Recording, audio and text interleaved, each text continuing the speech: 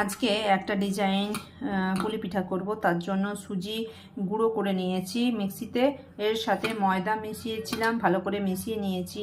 এরপরে নুন দিয়ে ভালো করে মেখে নিয়ে একটু সাদা তেল দিয়ে দিয়েছি, সাদা তেলটা পরে ভালো করে মিশিয়ে নিচ্ছি।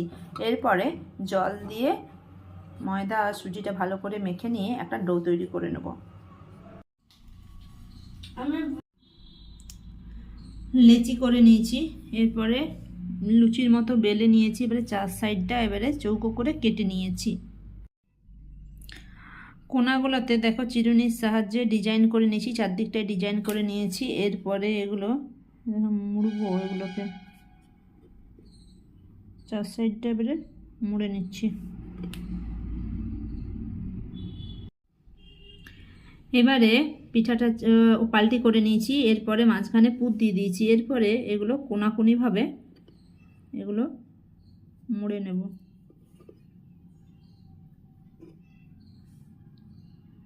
দিয়ে সাইডগুলো একটু চেপে দিচ্ছি। যে দিকটায় মুড়লাম সেই তার উল্টো দিকটায় যেগুলো এই যে পাপড়িগুলো ছিল তিন দিকটা খুলে দিয়েছি, আর এই দিকটা আছে এটা হচ্ছে একটু খুলে দিচ্ছি।